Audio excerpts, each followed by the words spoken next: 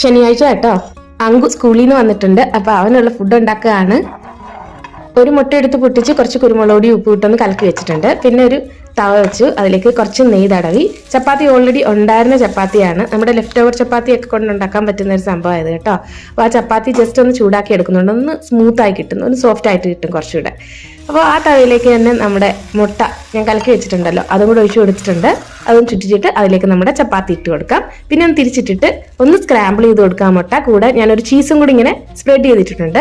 അതിലേക്ക് കുറച്ച് pasta മിക്സും chilli ഫ്ലേക്സും കൂടെ ഒന്ന് മിക്സ് ചെയ്ത് ഒന്ന് ഫോൾഡ് ചെയ്ത് ഒന്ന് അടച്ചു കൊടുക്കുക, നമ്മുടെ അട പോലെ. അതിൻ്റെ പുറത്ത് കുറച്ച് ടൊമാറ്റോ കെച്ചപ്പ് ഇങ്ങനെ തേച്ച് കൊടുക്കുന്നുണ്ട്. പിന്നെ മയണൈസ് കുറച്ച് തേച്ച് കൊടുക്കുന്നുണ്ട്. പിന്നെ അത് ടോട്ടില്ല റാപ്പ് പോലെ ഒന്നും കൂടെ ഒന്ന് ഫോൾഡ് ചെയ്തിട്ട് കൊടുക്കാം. പിള്ളേർക്കൊക്കെ ഒത്തിരി ഇഷ്ടപ്പെടും. അങ്കുവിന്റെ ഫേവറേറ്റ് സംഭവങ്ങൾ ഇതൊക്കെ കേട്ടോ.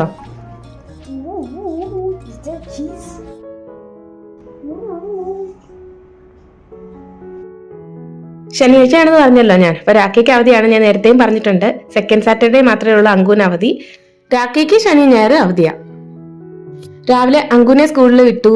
ദോശയും ചട്നിയായിരുന്നു ബ്രേക്ക്ഫാസ്റ്റും അവന്റെ ടിഫിനും കാര്യങ്ങളും എല്ലാം. കുറച്ച് തുണി കഴുകാനുണ്ട്, അപ്പൊ അതും കഴുകിടാന്ന് വെച്ചിട്ട് അതെടുത്തിട്ടുണ്ട്.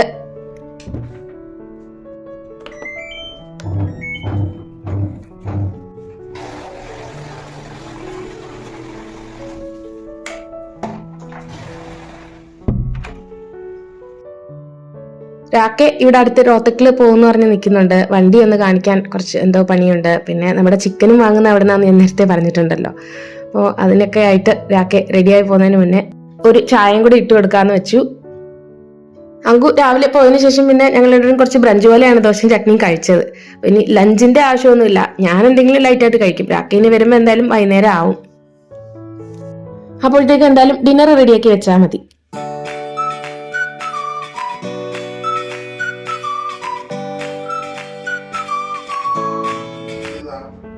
ഡ്രസ്സെല്ലാം ചായന്ന് പറഞ്ഞ് വിഷമം പറഞ്ഞോണ്ട് നിൽക്കുക രാക്കെ.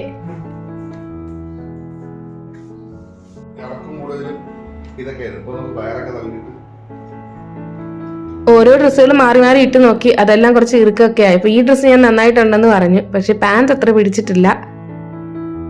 എന്തായാലും പാന്റ് മാറ്റാനായിട്ട് പോവാ.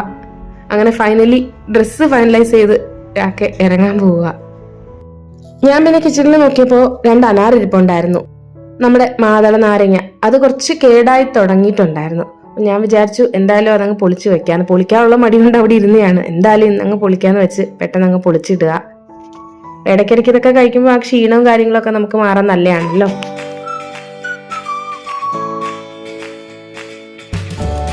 അപ്പൊ ദേ കൂടുതലും ഭാഗം കേടായി പോയിട്ടോ. എന്തായാലും ഇന്നെങ്കിലും എടുത്തത് നന്നായി, അല്ലെങ്കിൽ മുഴുവൻ കേടായി പോയേനെ. ഒരെണ്ണം നല്ലതായിരുന്നു.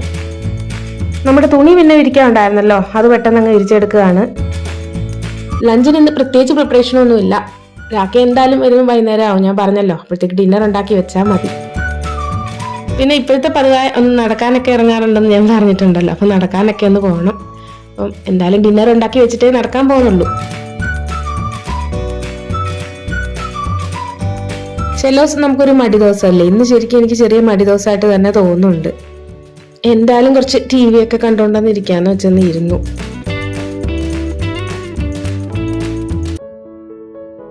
എന്തെങ്കിലും ഒന്ന് സ്പെഷ്യലായിട്ട് ഉണ്ടാക്കാന്ന് വെച്ചിട്ട് പഴം പഴുത്തിരിക്കുന്ന കണ്ടോ. അപ്പോൾ ചീസ് ബനാന കേക്ക് പോലെ ഉണ്ടാക്കാന്ന് വെച്ച് ഒരു 10-12 ചീസ് സ്ലൈസ് കവറൊക്കെ മാറ്റി എടുത്ത് വെച്ചിട്ടുണ്ട്.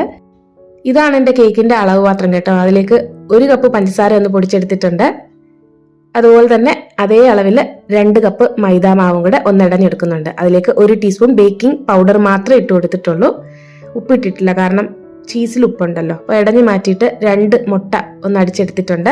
അതിലേക്ക് നമ്മൾ പഞ്ചസാര പൊടിച്ചതും കൂടെ ചേർത്ത് ഒന്ന് അടിച്ചെടുത്തു. കുറച്ച് വാനില എസൻസും കൂടെ ചേർത്ത് വീണ്ടും അടിച്ചിട്ട് നമ്മുടെ ചീസ് സ്ലൈസസ് ഉണ്ടല്ലോ അതിലേക്ക് ഇട്ടിട്ട് വീണ്ടും ഒന്ന് അടിച്ചെടുത്തു. അപ്പോൾ ചീസ് അടിച്ചതിന് ശേഷം തരിതരിയായിട്ട് എടുക്കാതെ കുഴപ്പമില്ല, അങ്ങനെ ഒരു പാത്രത്തിലേക്ക് ഒഴിക്കുക. പിന്നെ നല്ല പഴുത്ത 3 പഴവും കൂടെ കുറച്ച് പാലും കൂടെ ചേർത്ത് അടിച്ചിട്ട് അതിലേക്ക് ചേർത്ത് നന്നായിട്ട് മിക്സ് ചെയ്തെടുത്തു. ഒരു ടിന്ന് നെയ്യ് ഗ്രീസ് ചെയ്ത് വെച്ചിട്ടുണ്ട്. അല്ലാതെ ഞാൻ നെയ്യോ എണ്ണയോ ഒന്നും ചേർത്ത് കൊടുക്കുന്നില്ല, കാരണം ചീസ് മതിയാവും, നല്ല സോഫ്റ്റ് ആയിട്ട് വരും. പിന്നെ നമ്മുടെ ആ കൂട്ടിലേക്ക് കുറച്ച് നമ്മുടെ ഇടഞ്ഞു വെച്ചിരുന്ന മൈദ ബേക്കിംഗ് പൗഡർ മിശ്രിതം ഉണ്ടല്ലോ, അതൊന്ന് ഇളക്കിയെടുക്കാം.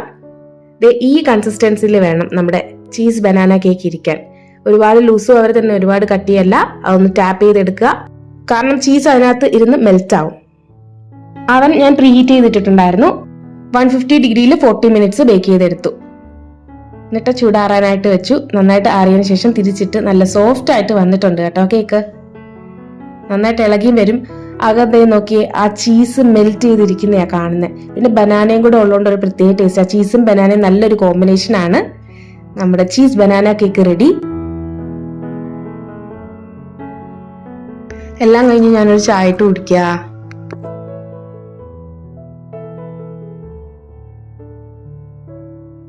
കേക്കിനെ കുറിച്ച് ഞാൻ നേരത്തെയും പറഞ്ഞിട്ടുണ്ടല്ലോ, നമ്മൾ ഉണ്ടാക്കിയാണ് അത് ശരിക്കും തെളിഞ്ഞു വരുന്നത് കേട്ടോ.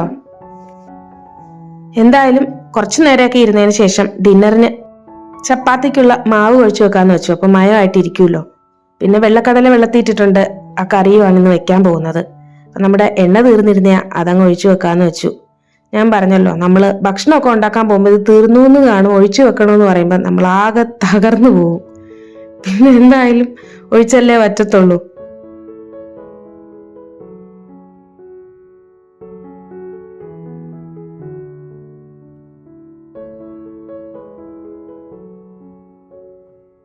ജൂൺ 1 മുതൽ ഒരു മാസത്തേക്ക് അങ്കിത്തിന് സമ്മർ വെക്കേഷൻ ആണ്. അപ്പോൾ ഒരു മാസം കൂടി ഇനി ക്ലാസ് ഉണ്ട്. അത് കഴിഞ്ഞിട്ട് നാട്ടിലോട്ട് വരണം. പിന്നെ ജൂലൈ ഫസ്റ്റ് വീക്കിന് തിരിച്ചു വന്നാൽ മതിയല്ലോ. അങ്ങനെ പെട്ടെന്ന് കുറച്ച് ചപ്പാത്തി മാവ് കുഴച്ച് വെക്കാന്ന് വിചാരിച്ചു. ഇവിടെ ഈ ചപ്പാത്തി ഉണ്ടാക്കുമ്പോൾ അവര് ഉപ്പിടാറില്ല കേട്ടോ. റൊട്ടി എന്നാണല്ലോ നോർത്ത് ഇന്ത്യയിൽ മെയിൻലി പറയുന്നത്. അവർക്ക് നമ്മുടെ ചോറ് പോലെ റൊട്ടിയാണ് പ്രധാനം. അവര് മെയിൻ ആയിട്ടുള്ള റൊട്ടിയിൽ ഉപ്പിടാറില്ല. പറാട്ടയൊക്കെ ഉണ്ടാക്കുമ്പോൾ അതിൽ ഉപ്പിടും. ഞാൻ പക്ഷെ എപ്പോഴും കുറച്ച് ഉപ്പിട്ടിട്ടാ കുഴക്കുന്നത്. നമ്മൾ ചെറുതിലെ മുതൽ അത് ശീലിച്ചിട്ട് ഒരു നുള്ളു ഉപ്പിട്ടിട്ടൊന്ന് കുഴച്ചെടുക്കും. അങ്ങനെ ചപ്പാത്തി മാവ് കുഴച്ചെടുത്തിട്ടുണ്ട്. കുറച്ചു നേരം അത് പുറത്ത് തന്നെ ഇരിക്കട്ടെ. അപ്പൊ നല്ലൊരു മയം വരും. കൂടെ നമ്മുടെ എണ്ണ ഒഴിച്ചു വെക്കുന്ന പരിപാടിയും കഴിഞ്ഞു. ഇനി കുറച്ച് നാളത്തേക്ക് ഒഴിച്ചു വെക്കണ്ടല്ലോ. ചിലപ്പോൾ ഞാൻ വലിയ ക്യാൻ വാങ്ങിച്ചു വെക്കും. പക്ഷെ അത് ഒഴിക്കാൻ ഒരു ബുദ്ധിമുട്ടാണ്. നിറച്ചിരിക്കുമ്പോൾ ഒരു പേടിയാ, പെട്ടെന്ന് നമ്മൾ ഒഴിക്കുമ്പോൾ കുറേ വീഴുമോ എന്നൊക്കെ വെച്ചിട്ട്. അതുകൊണ്ട് പിന്നെ ഞാനിങ്ങനെ 1 ലിറ്ററിന്റെ ഇങ്ങനെ വാങ്ങിച്ചിട്ട് നിറച്ച് വെക്കാറേ ഉള്ളൂ. പിന്നെ ബോട്ടിൽ കിട്ടുന്ന വളരെ റെയറാ. ഇവിടെ നമ്മുടെ വെളിച്ചെണ്ണയൊക്കെ കിട്ടാറുണ്ടല്ലോ ബോട്ടിൽ. ഇവിടെ ഈ സൺഫ്ലവർ ഓയിലായാലും റിഫൈൻഡ് ഓയിലൊക്കെ ബോട്ടിൽ കിട്ടുന്ന റെയറാ. പെട്ടെന്ന് തുണിയൊക്കെ ഇങ്ങ് പറക്കിയെടുക്കാം. നന്നായിട്ട് ഉണങ്ങിയിട്ടുണ്ട്. ആ ചെറിയ ചൂടോടുകൂടി ഇങ്ങ് അകത്തിടാം. എന്നിട്ട് പിന്നെ കുളിച്ച് വിളക്കൊക്കെ കത്തിച്ച് പ്രാർത്ഥിച്ചിട്ട് നടക്കാൻ ഇറങ്ങണം. പക്ഷെ ഡിന്നർ ഉണ്ടാക്കണം. ഡിന്നർ ഉണ്ടാക്കിയിട്ട് ഇതൊക്കെ ചെയ്യാൻ പോകുന്നുള്ളൂ. അപ്പോൾ ഡിന്നറിനായിട്ട് ഞാൻ വെള്ളക്കടല വെള്ളത്തിട്ടിട്ടുണ്ടെന്ന് പറഞ്ഞല്ലോ. അതൊന്നും കൂടെ കഴുകി കുറച്ച് ഉപ്പിട്ടിട്ട് ഹൈ ഫ്ലെയിമിൽ 2-3 വിസിൽ കേൾപ്പിച്ചെടുക്കുന്നുണ്ട്.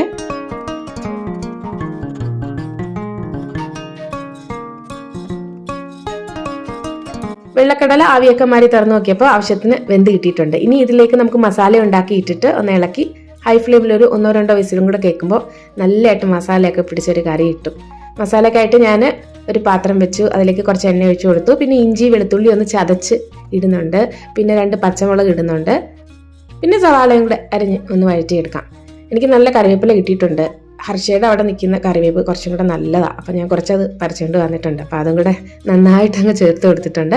പിന്നെ ഒരു തക്കാളിയും കൂടെ നന്നായിട്ട് വഴറ്റിയെടുത്തിട്ട് മെയിൻ മസാലാസ് മഞ്ഞൾപ്പൊടി, മുളക് പൊടി, മല്ലിപ്പൊടി, ഗരം മസാല, കുരുമുളക് പൊടി, ആവശ്യത്തിന് ഉപ്പ് ഇതൊക്കെ ഇട്ട് ഗ്രേവി റെഡിയാക്കിയിട്ട് നമ്മുടെ വെള്ളക്കടലയിലേക്ക് ചേർത്തിട്ട് ഹൈ ഫ്ലെയിമിൽ 1-2 വിസിലും കൂടെ കേൾപ്പിച്ച് ആവിയൊക്കെ മാറി തുറന്ന് നോക്കിയിട്ട് ഒന്നും കൂടെ ഒന്ന് തുറന്നിട്ട് കുറുക്കിയെടുക്കാം.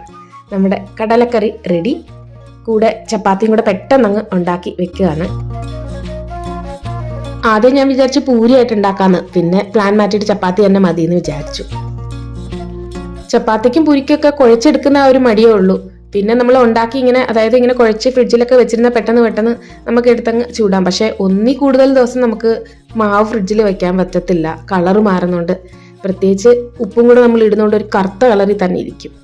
ഇവിടെ ഉള്ളവർ പക്ഷേ ഒരാഴ്ച വരെ മാവ് കുഴച്ച് ഫ്രിഡ്ജിൽ വെച്ച് ഉപയോഗിക്കുന്നവരുണ്ട് കേട്ടോ.